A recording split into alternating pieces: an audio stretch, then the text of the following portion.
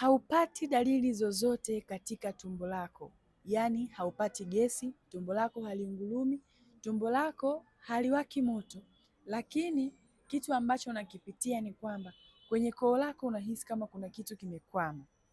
Kwa upande wa choo, unapata choo vizuri kabisa, unapata choo aidha mara 2 au mara 3 kwa siku, lakini changamoto ambayo inakusumbua wewe ni kwenye koo. Koo lako linakauka, unahisi kama kuna kitu kimekwama kwenye koo kwa muda mrefu sana. Ukijaribu kukohoa, hicho kitu unaona hakitoki hapo. Ngoja nikwambie, hiyo kitaalamu inaitwa Grobus sensation, yaani tindikali ya tumboni inapopanda inakuja hadi kwenye umio, ndio inaleta wewe kuwa na hisia hizo. Unahisi kama kuna kitu kimekwama kooni.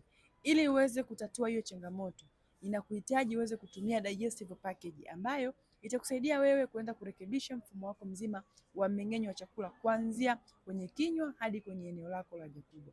Ikiwa kama unatamani kuweza kupata hii package, unaweza kutupigia simu moja kwa moja ili tuweze kukufikia popote ulipo hapa Tanzania ama nje ya Tanzania.